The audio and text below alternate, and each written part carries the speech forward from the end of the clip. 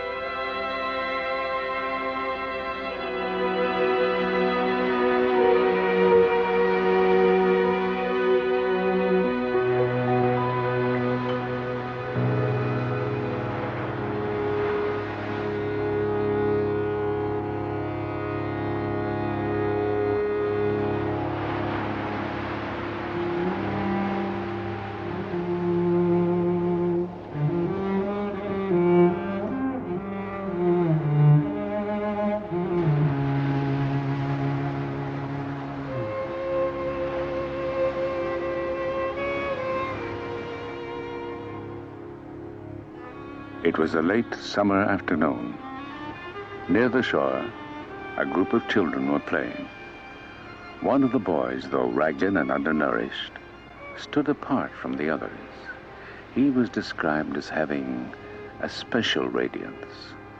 A pure and shining atmosphere surrounded him. Because of these qualities, the child was singled out and chosen to be the vehicle for the coming world teacher. This discovery was not an isolated revelation, for it was believed that humanity was entering a new age, an age that would bring with it a new Messiah. During the early decades of the 19th century, science was beginning to replace religion as the savior of humanity. As the monolithic church splintered, new organizations emerged, offering a balance between science and religion. One of the many new groups, the Theosophical Society, spread rapidly throughout the world. Founded by Russian-born Helena Petrovna Blavatsky and the American Henry Steele Olcott, its objectives were to seek truth in the ancient religions of the East, to investigate the unexplained laws of nature, and to promote universal brotherhood. So attractive were these ideals that by 1881, the Society had become a worldwide institution with over 100,000 enthusiastic members. Helena Blavatsky was a deep student of metaphysical lore and was sought after by those who believed her to possess psychic powers.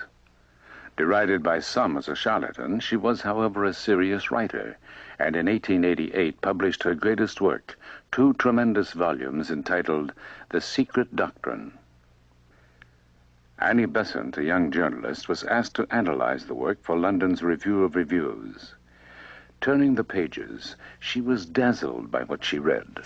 To her, disjointed facts were now seen as parts of a mighty whole, and the puzzles, riddles, and problems of her life seemed to disappear. Within weeks, Annie Besant made a lifelong commitment to theosophy. This sudden step was not out of character for the impetuous Mrs. Besant.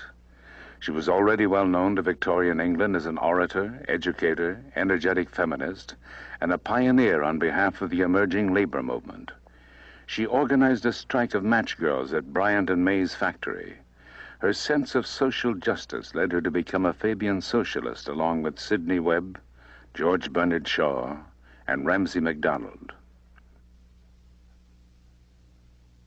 After Blavatsky's death, Annie Besant became head of the society and the most influential force for the theosophical ideal. It was she who forged Blavatsky's unwieldy philosophy into a popular movement.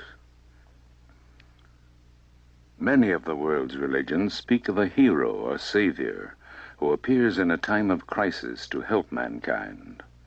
In The Secret Doctrine, Blavatsky described how such a teacher would define truth in terms suitable for a new civilization. Over the years, this theme had been developing in Besant's mind. By 1900, she was convinced that the time had come for the reappearance of a great spiritual leader. Even now, she was lecturing in India, Europe, and the United States on the coming of a world teacher. Expectations were spreading throughout the society, and thousands thronged to hear her lectures. Charles Webster Leadbeater was another leading member of the society. He and Besant worked closely together and seemed to complement each other, as Alcott and Blavatsky had done years earlier. The year was 1909. C.W. Leadbeater had moved to India and was now living at Adyar, the theosophical headquarters near Madras.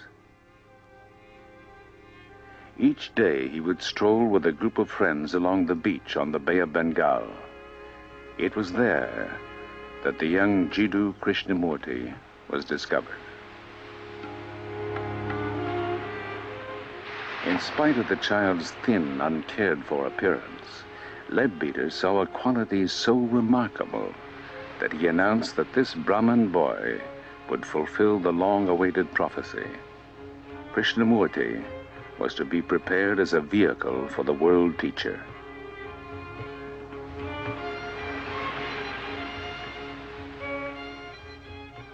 The child's mother, Sanjivama, had died some years earlier, and the 14-year-old boy had come to live with his father and 3 brothers just outside the society's compound. The dreamy boy suffered from malaria, and illness often kept him from school. He was unassuming and yielded easily to the suggestions of others. He seemed to live in another world, often oblivious to what was going on around him. There was a curious emptiness. Krishnamurti and his younger brother Nityananda were especially close, and when told of the opportunity of being prepared for great things, he refused unless Nietzsche could be with him. On November 27, 1909, Annie Besant returned to India and met the brothers for the first time. An affectionate bond was formed as she became to the shy Krishnamurti a mother, teacher, and friend.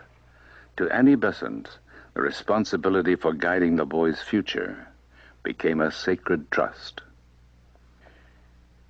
It was decided that the time had come to introduce Krishnamurti to the world.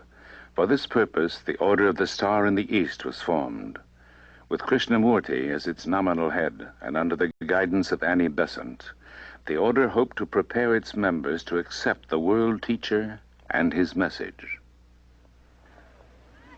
During the Theosophical Convention held at Benares that year, nearly 400 new members joined the Order of the Star. A glorious future was foreseen as members spoke of the second coming. In a wave of emotion, the new members fell at the boy's feet, and Mrs. Besant publicly announced that Krishnamurti was to indeed become the vehicle for the world teacher. By the end of 1911, The mold had been cast, and the destiny of the young boy seemed assured. Narayana, the boy's father, was not as easily convinced.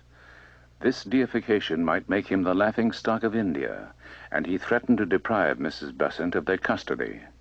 She quickly intervened by describing the advantages of an English education and stressed the special advantage of his sons becoming Oxford graduates.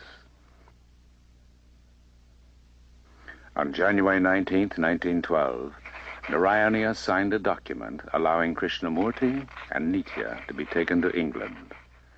He was unaware that it would be 10 years and involve a lengthy lawsuit before his sons were to return.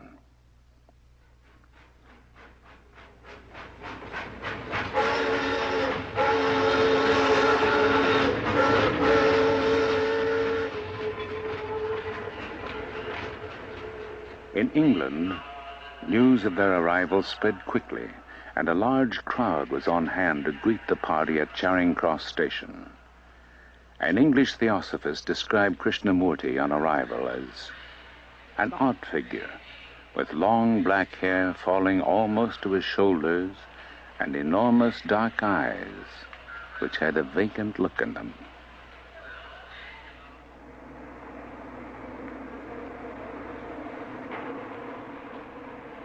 When I went to Europe for the first time, I lived among people who were wealthy and well-educated, who held positions of social authority. I walked about the streets, watching the faces of people.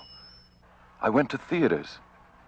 I saw how people amuse themselves, trying to forget their unhappiness. I saw people with political, social, or religious power. I watched the amusements of the young people. I saw people who desired to serve, going into those quarters where the poor and degraded lived. They desired to help, but were themselves helpless. How can you cure another of disease if you are yourself a victim of that disease? I questioned everything because I wanted to find out for myself. Annie Besant gave 3 stirring lectures at the Queen's Hall in London. The movement was gathering force. When she returned to India, the boy's education began under a series of tutors. The young man was constantly surrounded by teachers and attentive followers. Never allowed to be alone, he longed for a more normal life. He grew dissatisfied and lost all interest in the role he was being prepared for. In the summer of 1914, England plunged into the Great War. Communications collapsed and the boy's seclusion intensified. Krishnamurti became more and more restless. Annie Besant wrote and reminded him, as she often did, that his happiness would lie only in the work ahead. Though he felt a deep love and loyalty for Mrs. Besant, inwardly, a quiet revolution was unfolding. I have long been in revolt from all things, from the authority of others, from the instruction of others, from the knowledge of others. I would not accept anything as truth until I found the truth for myself. I never opposed the ideas of others, but I would not accept their authority or their theory of life. Until I was in that state of revolt, until I became dissatisfied with everything, with every creed, with every dogma and belief, I was not able to find the truth.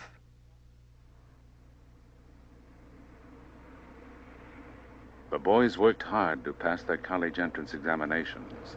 Nitya had little difficulty, but Krishnamurti was a slow and indifferent student. To everyone's disappointment, it became clear that he would not be accepted by either Oxford or Cambridge. The close of the war in 1918 brought increased activity among theosophists. In India, Annie Besant was deeply absorbed in problems of education and political action. She was in the forefront of the struggle for Indian independence, along with Gandhi and others. But in her lectures, she continued to proclaim the importance of the world teacher and his message for humanity. Krishnamurti was maturing slowly, and after a 10-year absence from his native country, it was decided that his work would begin at Adyar. In late December, the brothers arrived in Bombay. For Mrs. Besant, the long-awaited day had finally come as the two brothers, who left as boys, returned as men.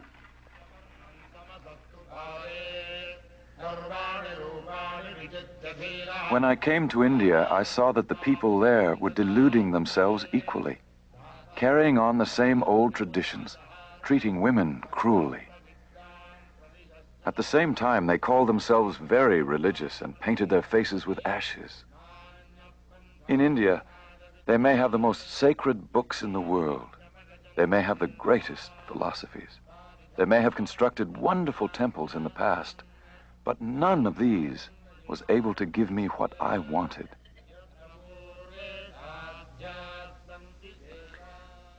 As head of the Order of the Star, the shy young man plunged into his work. He wrote numerous books and articles for Star publications. There were lectures to give and meetings to attend. The brothers undertook a heavy schedule, speaking in India, England, Australia, and Europe. These travels became a heavy strain on Nietzsche. He became ill and was diagnosed as having tuberculosis. California was suggested as having a healthful climate for consumptives and an ideal place for recovery. In the summer of 1922, the loan of a small cottage in the Ojai Valley brought the young men to America for the first time.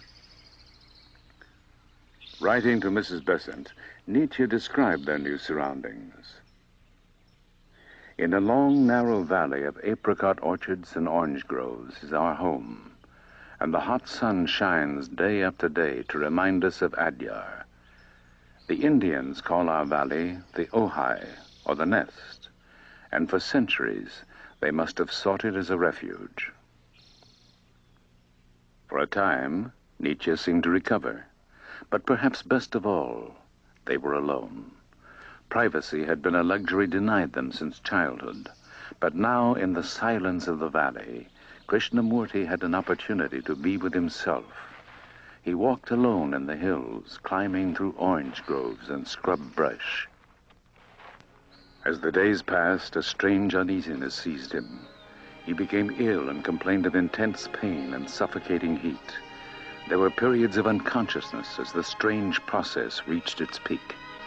Agitated and feverish, he insisted on walking alone, but was urged instead to rest under a young pepper tree that stood near the cottage. It was there, in the stillness of the night, that a transcendent event took place that shook his life to its foundations.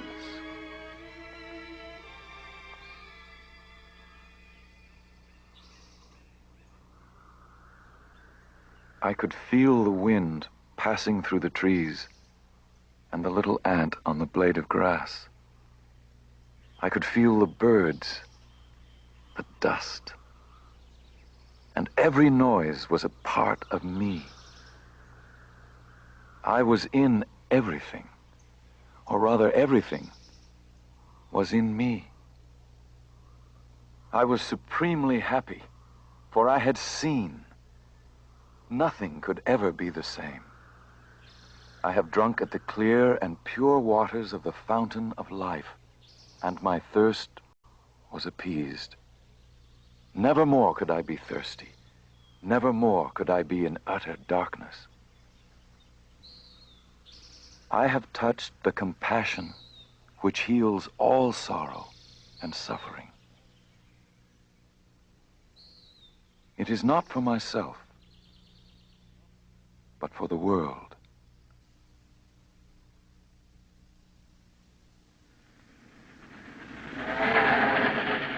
To describe his new perceptions, Krishnamurti embarked on a worldwide speaking tour. The change was unmistakable.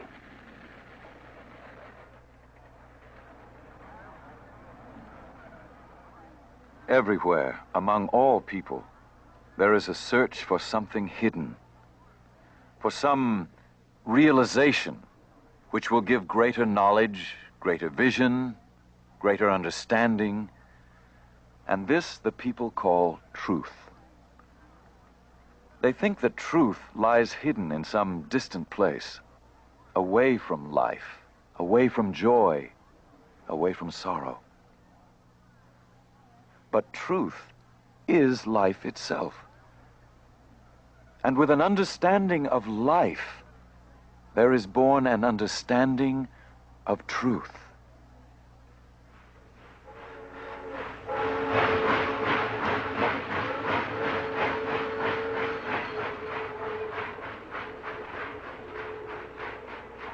While traveling, a sudden hemorrhage brought back fears for Nietzsche's health. He was weak, in high fever, and racked with coughing. It was decided that the brothers should again return to the dry climate of the Ojai Valley. Once in California, Nietzsche seemed to improve, and when Mrs. Besant cabled asking that Krishnamurti come to India for Theosophy's Jubilee Convention, he reluctantly agreed. The bond between the brothers had grown stronger than ever. There was unquestioning faith that Nietzsche was essential to the work ahead, and because of this, his life would be spared. While en route, a cable arrived saying that Nietzsche had influenza. A later wire read, "Flu rather more serious. Pray for me." On the 13th of November, as the ship entered the Suez Canal, a telegram arrived announcing Nietzsche's death.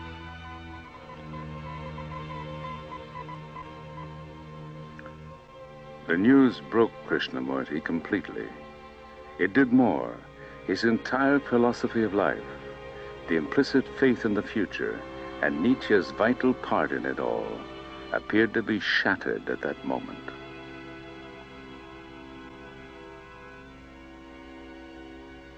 An old dream is dead, and a new one is being born. A new vision is coming into being, and a new consciousness is being unfolded.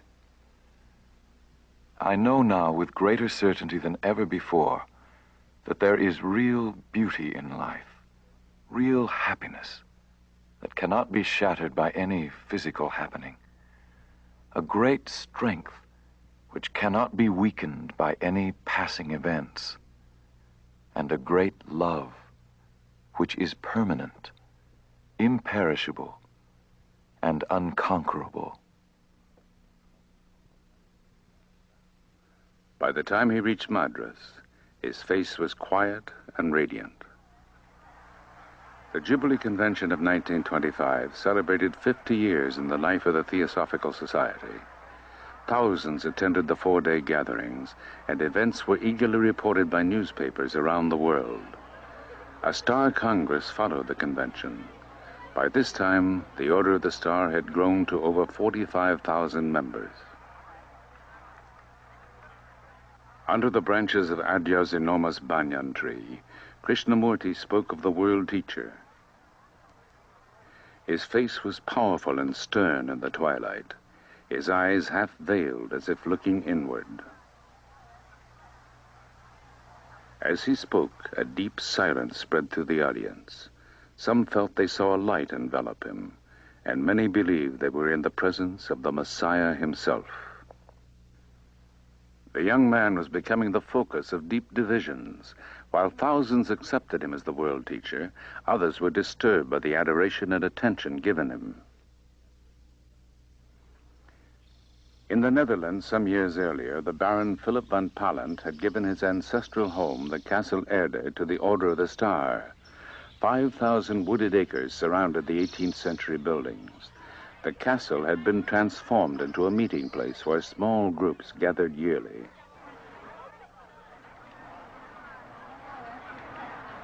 The change that was taking place in Krishnamurti was to intensify the following week at the Omen Star Camp of 1926.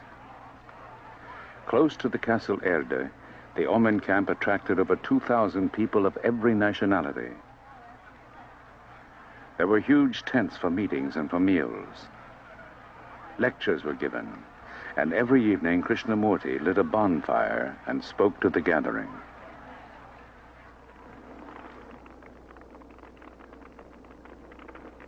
In order to be happy, need we have religions? In order to love, need we build temples? Truth cannot be found in the dark sanctuary of temples, nor in the well-lit halls of organized societies.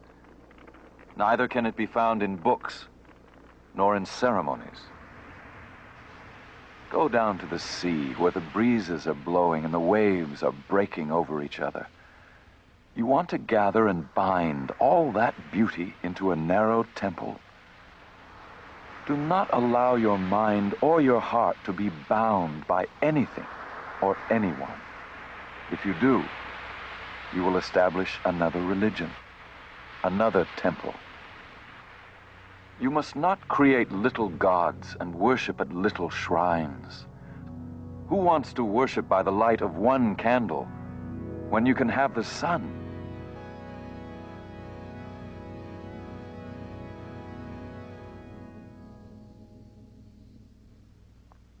It was increasingly difficult to reconcile Krishnamurti's vision of truth with the forms and structures not only of theosophy, but all organized religions.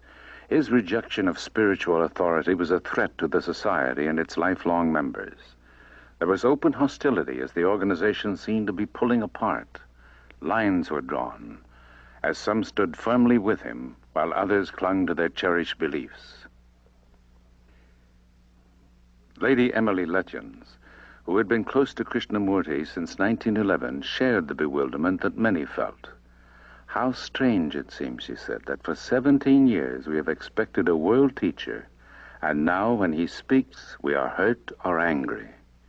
He is making us do our own work, and that is the last thing we expected of him.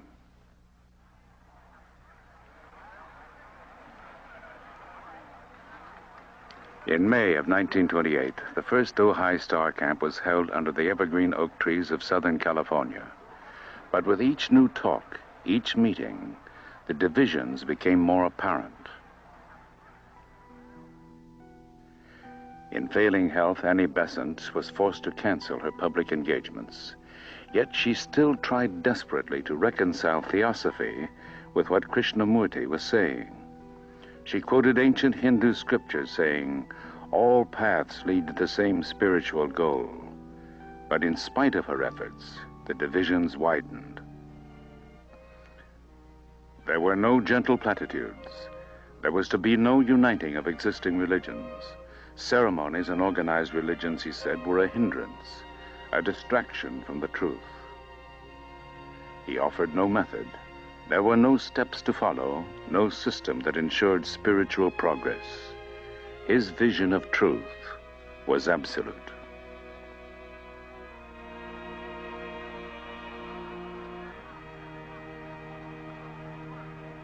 In the Netherlands on August 3rd, 1929, at the Oman Gathering, in the presence of Mrs. Besant and over 3,000 Star members, Krishnamurti dissolved the Order of the Star, freeing himself from all claims made for him.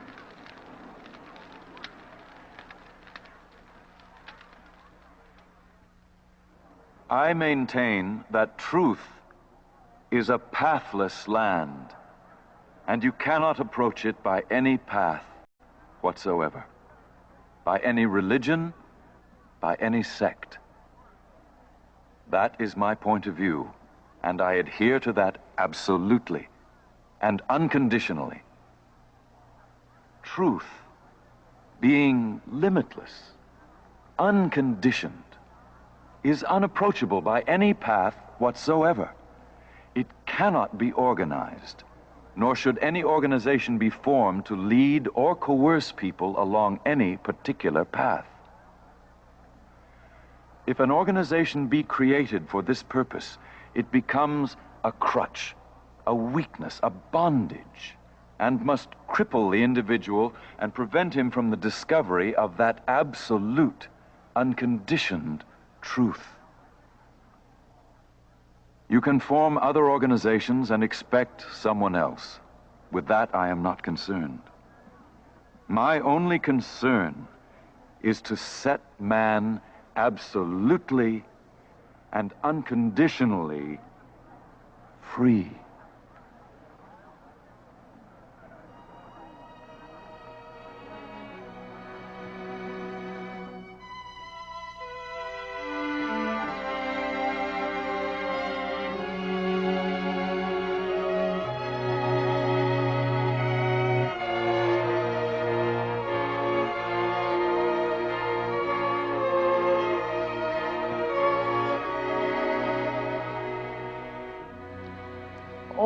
religions have always said there is only our path, our savior, our system, our belief, our rituals, and only through those we will find salvation. This has been the constant song of all religions. And I happen to have said many, many years ago, which is so true, that there is no path to truth. Truth, according to them, is a fixed point. And if it's a fixed point, you can have as many paths as you like. But if it's not a fixed point, it's a living thing, moving. Movement in the sense in the world of no time, which is a different matter. Naturally, there's no path to it. But you see, we don't want such a dangerous outlook. We want everything fixed. We want every object to be final.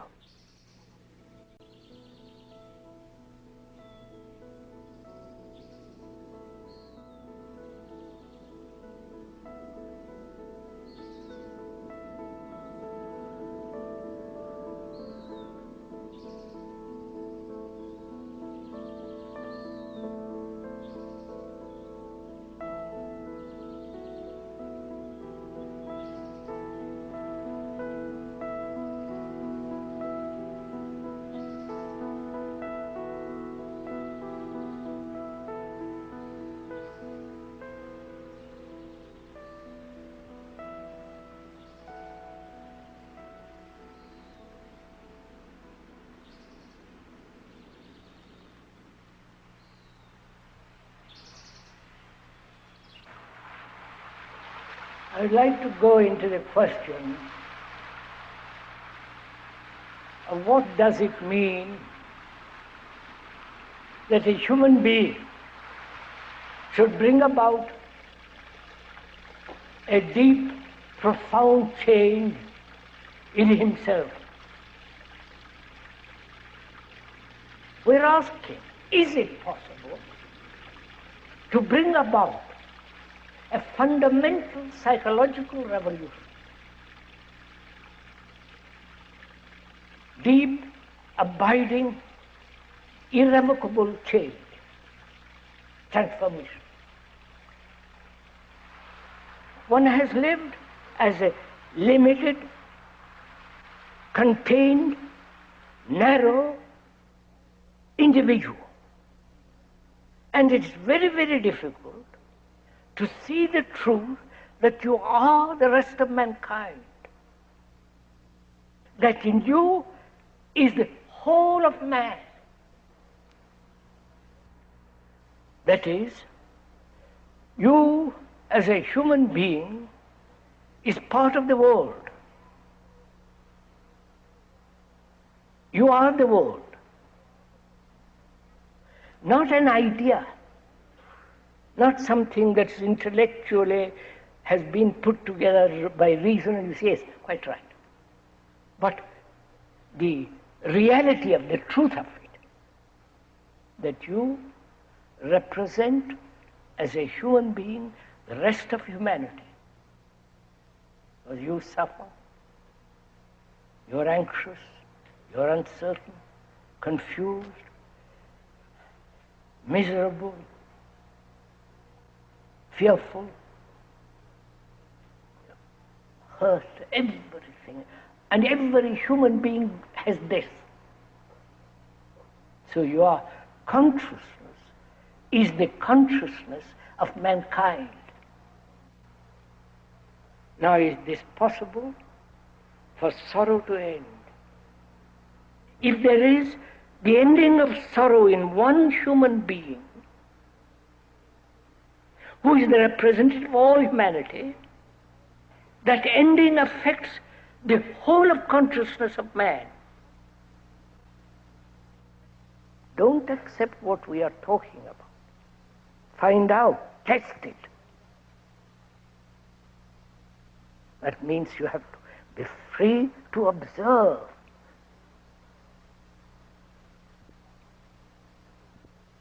To observe without any wish, any longing, any pressure, to observe that is to observe a lovely flower.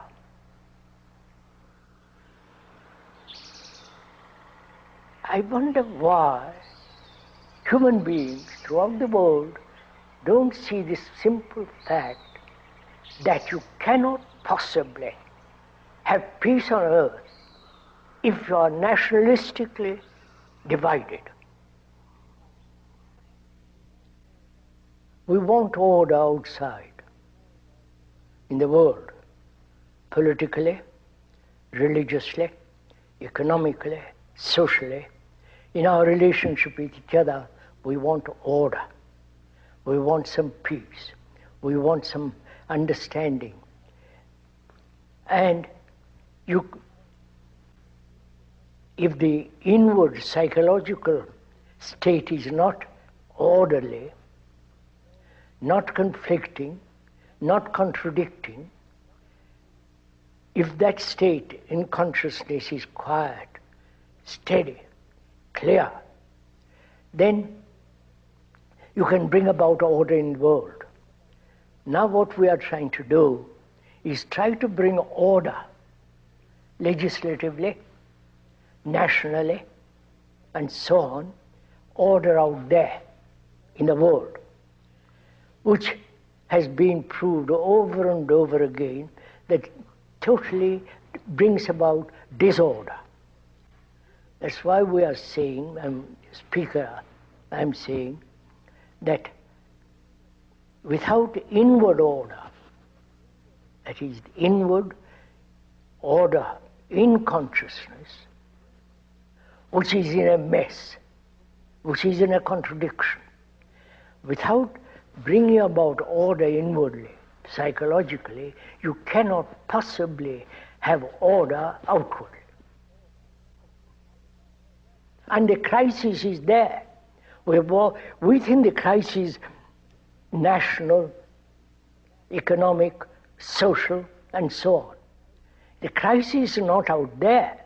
The crisis is really inward. And we are unwilling to face that.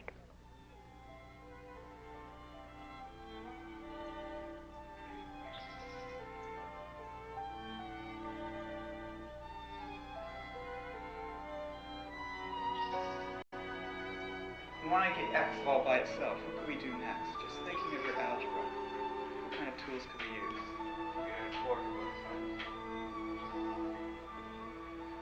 Okay, that's fair enough. What could we do? But see, we still have this X term here. What are we going to do with it?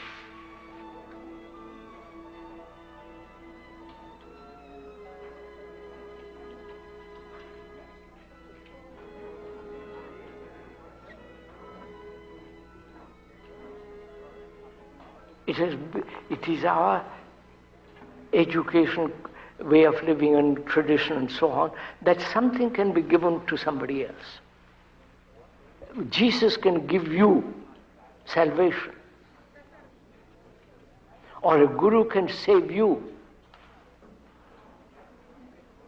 Or your wife can help you.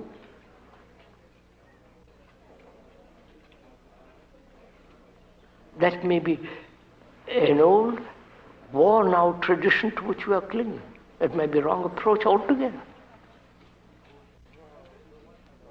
You have understanding, and I haven't got it. And you are conditioned, you are conditioned in the idea that you can give it to me, right? That may not be the fact at all.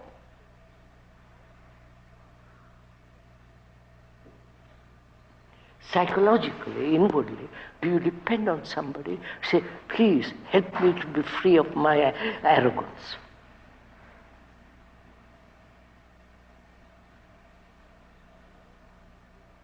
Or in your relationship, You see the arrogance in you, it's gone. You in our relationship with each other,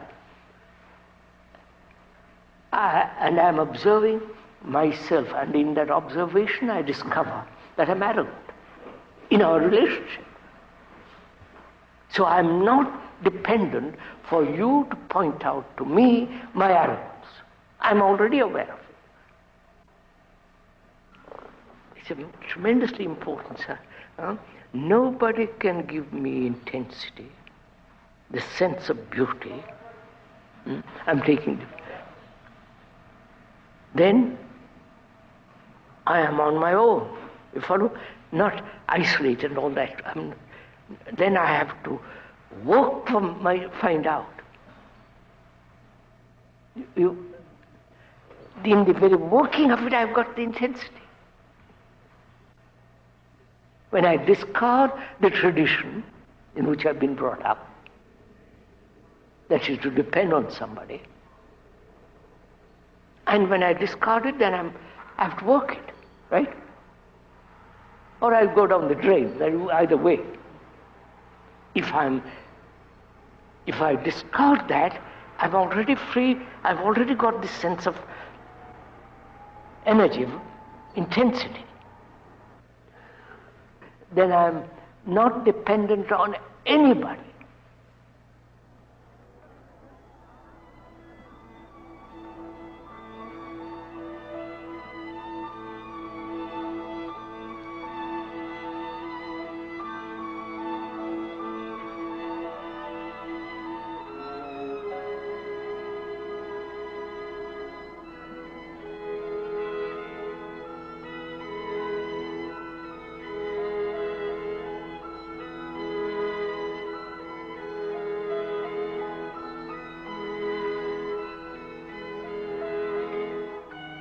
Can I observe myself through relationship?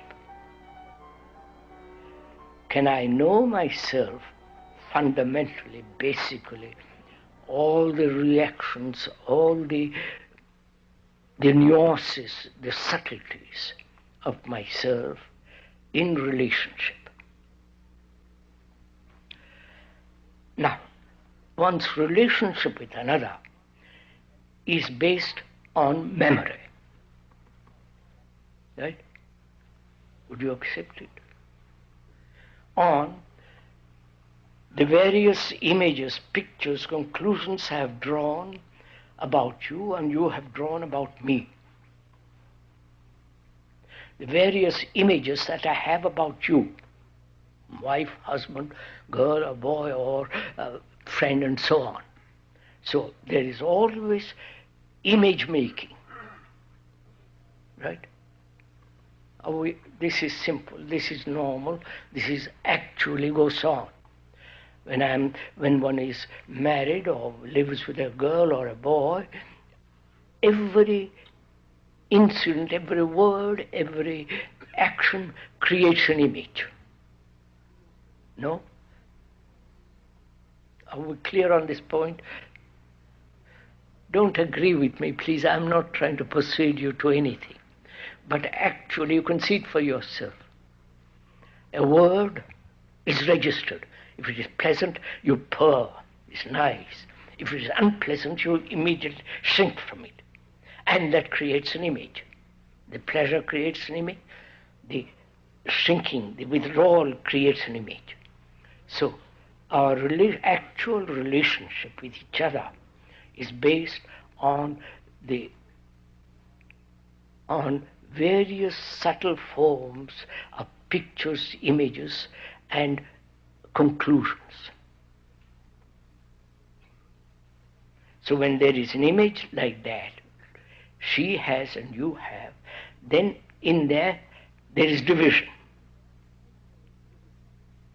And then the whole conflict begins. Right? Where there is division between two images, there must be conflict. Right? The Jew and the Arab, the Hindu, the Muslim, the Christian, the communist, It's the same phenomena. It's a basic law that where there is division between people, there must be conflict. Can all this image-making tradition deserve all that end without a single conflict? You understand my question? Are you interested in this? What will you pay for it? That's all you can do. By paying something you think you'll get it.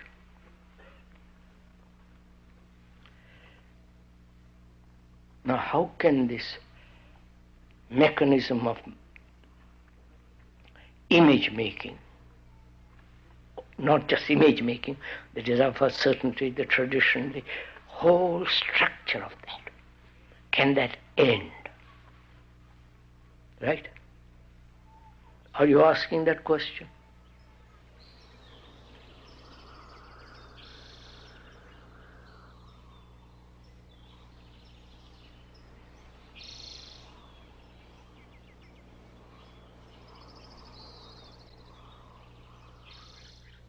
Who is there to tell you what to do? See, when we are children, the parents tell you what to do. That same mentality is cultivated right through life. In school, you're told what to do. In college, you're told what to do. In university, right through life, somebody tells you, this is right, this is wrong, this should be done, that should not be done. Which means what? There is no self-investigation. There is no saying, I am really the rest of mankind, but you are. Because every human being right through the world goes through a great deal of suffering, great deal of pain, great deal of anxiety, uncertain, confused, insecure, like you, like the rest of the world. We don't accept that. We think my suffering is totally separate from other people's suffering. And so we have this mentality that I must have somebody to tell me what to do. Right from the Pope down to the poor parish priest.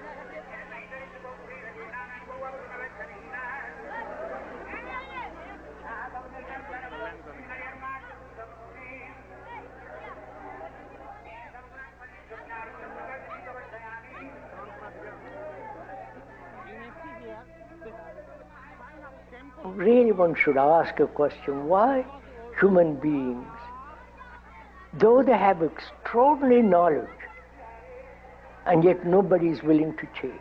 Why? Is it that they find security in the habit, in the pattern? Your pattern, my pattern, the Christian pattern, the Hindu pattern, the Buddhist. They're all patterns, a way of thinking. So, patterns may be dangerous altogether because they divide people. And religions have divided people. Their rituals, their beliefs, their faith, their saviors. Now, to break away from all that requires intelligence, requires investigation, study. Nobody is willing to do that. Om Shanti Shanti Shanti Hari Om Tat Sat.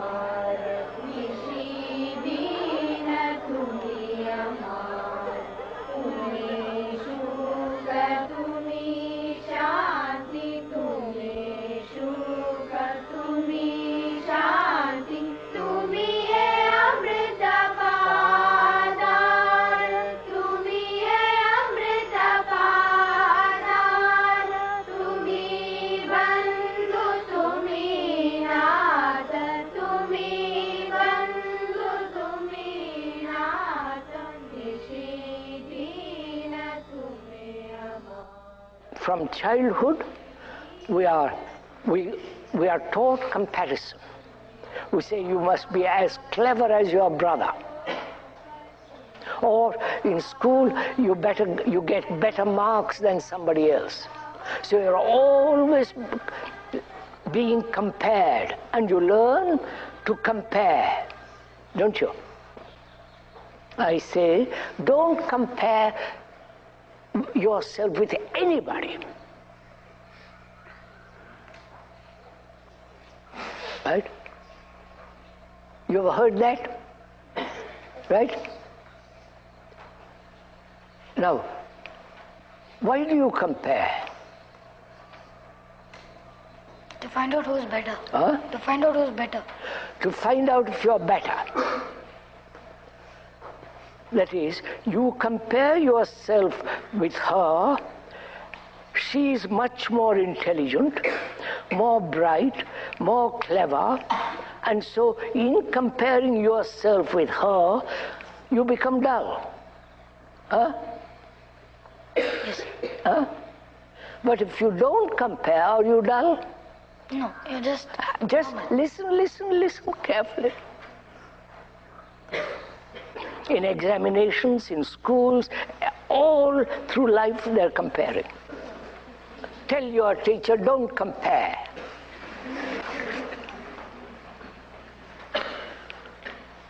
The relationship between the teacher and you, she knows more than you do, right? academically. Academically.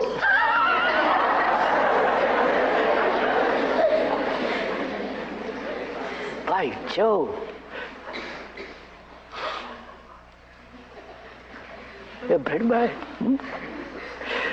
Academically, you know more than he does. Now, she's teaching you about biology. And she's giving you marks, right? And gradually helping you to pass that examination. Now, can she teach you without the idea of examination? How do you test yourself, sir? What? Without examination. Yes, sir, without examination. How do you test yourself without examination? You mean the examination is going to tell you how you have learned? Maybe, sir. I mean, listen, you're too quick. Find out. You're also used to examinations. That's your tradition. That's your habit. And when you question that, you say, yes, what shall I do? And you get nervous, frightened. When I was learning, when I was at school in England, I never passed one examination. Right? They had I went through all the examinations, but I sat in the hall without writing a thing.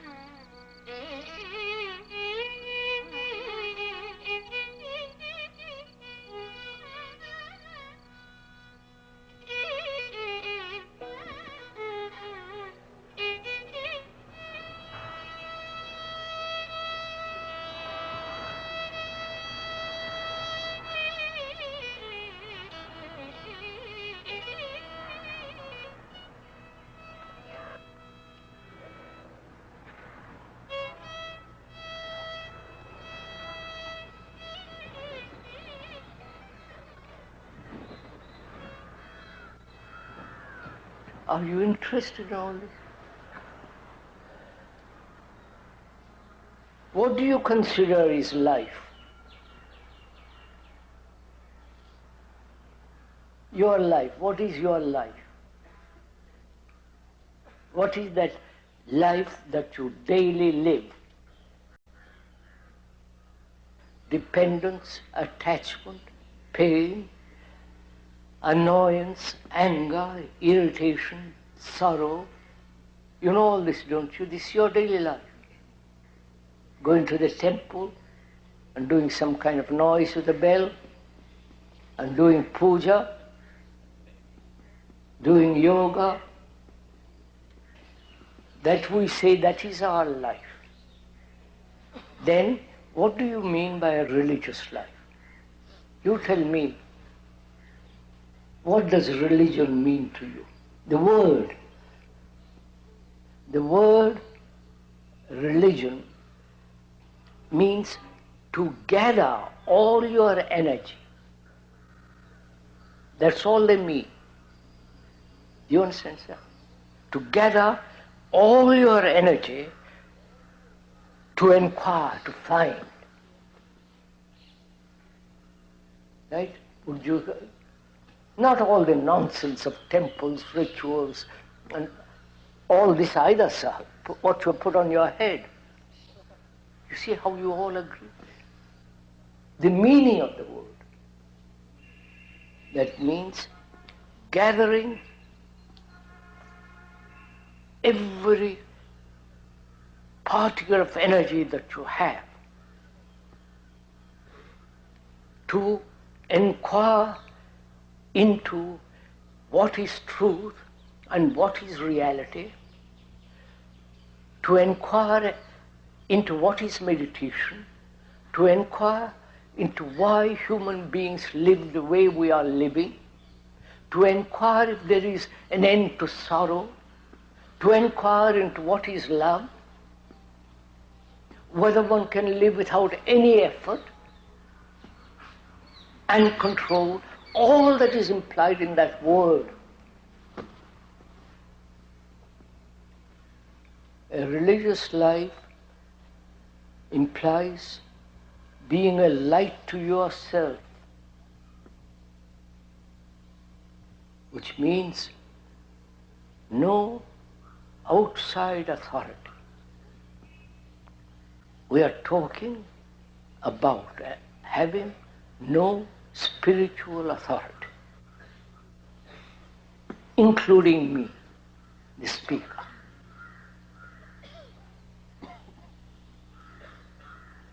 Have you any authority? Spiritual authority?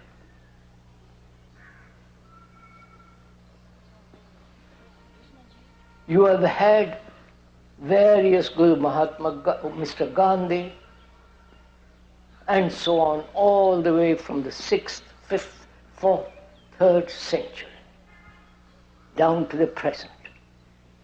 And where are you, having been led for these thousands of years? Where are you? Or you want to be still led?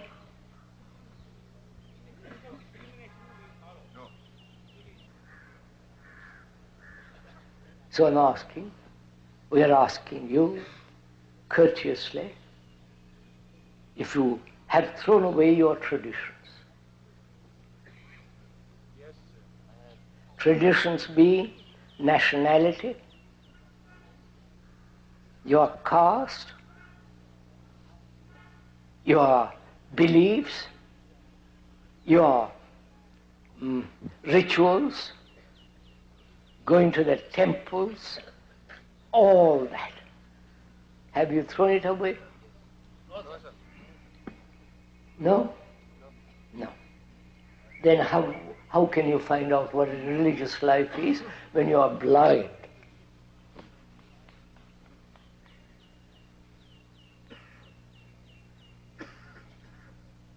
So you want to find out what a religious life is, and yet won't leave your little enclosure. Right?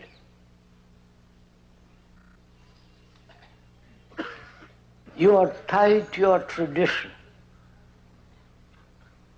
and you want to inquire into something that demands a mind that is capable, a heart that can really love. Without that, freeing yourself from your tradition, your culture, your belief, how can you find out anything? You can repeat what the Gita said, or the Upanishads, or some other book. What value has it? I was told the other day, some of the gurus now give lectures or talks on Gita. Is that right? Yes. And there are hundreds and thousands go and listen to it. What value has it? What are we all playing at, sirs?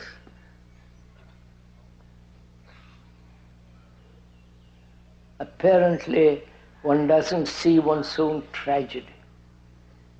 Right, sir?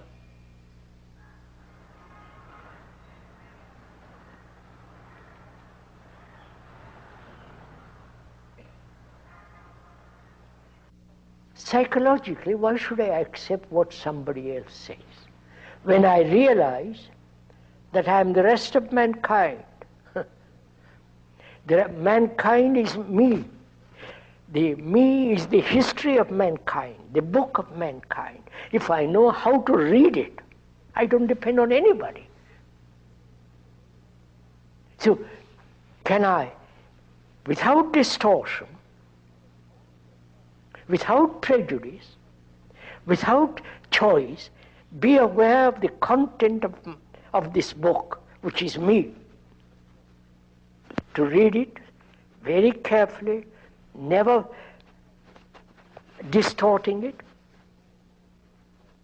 requires a great deal of attention, great deal of energy, intensity, immediacy. And we are not willing to do all that because we think that's too tiresome. Tell me quickly what to do and I will do it, or I may not do it. Generally, I may not do it. And I personally think that this psychological guidance by another, whether it is the religious guidance or the the guidance of the psychologists, is totally wrong as far as Because then you're making humanity into children who have to be guided, told, encouraged. We are grown-up human beings after 5 or 10 million years.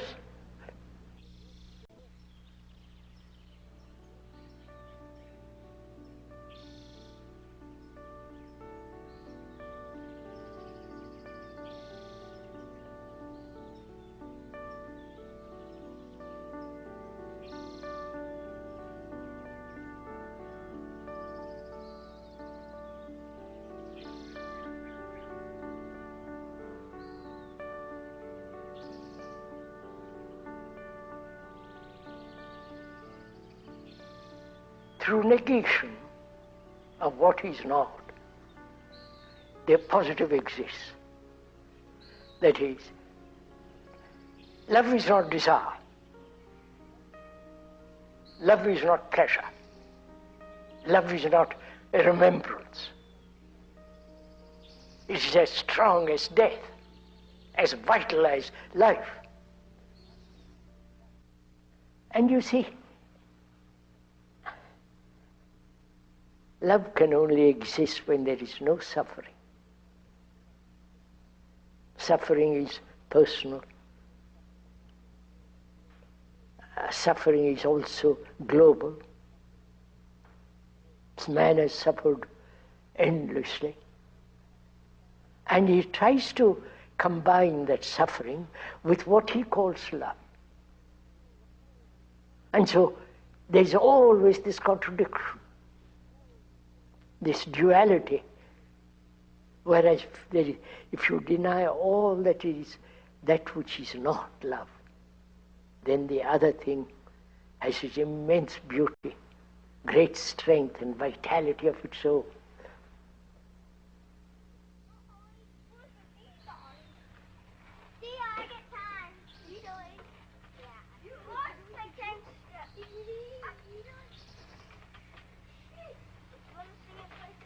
Why do we have to learn mathematics, or why do you have to learn science? Because part of mathematics is order. 2 plus 2 plus 2 makes 6. That's order, right? In sequence it must be. So mathematics, much more complicated and all that, is a series of sequences and order. Right? Anybody know what's wrong with this tin? I do. It doesn't finish. It doesn't finish. Does everybody see where it doesn't finish? Yes. Where? Okay. Josh? Can you come up here and put in a tin at this space here? Civil War. Remember we saw that thing, the blue and the gray? Right. The people, they were real ready to fight. They thought it'd be real neat. Go get those Yankees, go get those, whatever they called them. Right. And it seems like a lot of people would be, some people, depending on the type of person you would really be scared of war. They think it'd be neat because they don't like this person. And I remember we studied, like a lot of people realized they thought it'd be real fun. Are we That'll be real romantic. aware of our responsibility to another? If one has a family, wife, children, are you responsible for those children? That you care, that you have love for them? Are you concerned that they become healthy, good citizens? If you have children, do you feel responsible for those children? To see that they have right education so that they won't be killed in a war. They won't become mediocre. Or you have no time at all for them. Because you have to go out and earn money as the man and the mother and the father, as they do now, and have very little time for the children. That's a fact. So where is your responsibility? You're not interested in all this.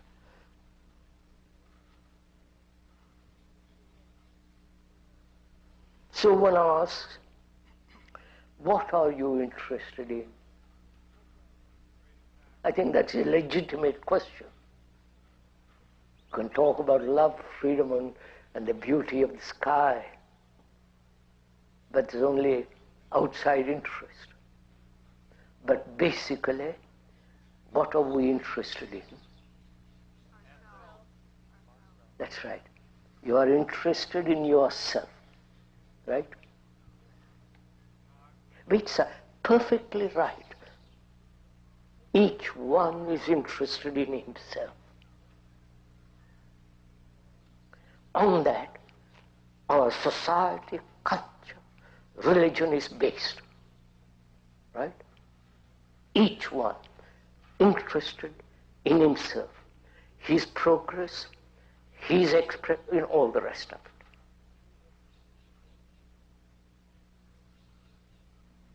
Do you, as a human being, realize that we are all one, basically? Not as an idea, but as a fact. Because when you go to India, you see the misery, the confusion, the anxiety, the despair of people running to their petty little gods whom they have created. You come to Europe, it's exactly the same thing. They have God, they have Jesus, they have Christ, they run, you follow? You come here, it's exactly the same. You understand, sir? First, to realize, not verbally, but in your heart, in your blood, in your whole thinking, that human beings right through the world go through the same agonies that one goes through. The loneliness, the despair, the depressions, the extraordinary uncertainty, insecurity, whether they live 10,000 miles away or 2,000 miles or here. They're all psychologically bound together.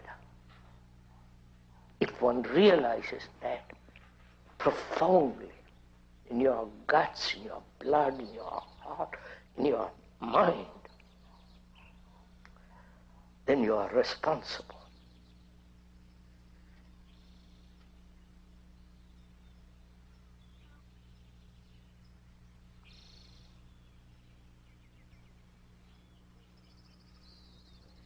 You've heard all this, you as a human being. Why don't you change? What prevents you? If each one of us asks that question, not verbally or merely intellectually as an entertainment, but ask that question most seriously and deeply, what's your answer? What's your answer to this problem that human beings have lived this way for millennia upon millennia? Why haven't they changed? Why haven't you, who are listening now, why haven't you changed? You know, if you don't change, what's the consequences are? You'll be nationalistic, you'll be tribal, insular, isolated, and therefore having no relationship globally, fighting, building up more and more armaments, destroy each other. Now, why don't you, if you're at all serious in this matter, why don't you ask yourself that question? Why am I, a human being who have been through all this, why haven't I changed? What would be your answer? After all, life is one.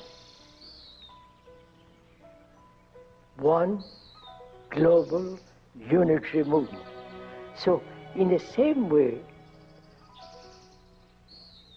our consciousness is common to all mankind.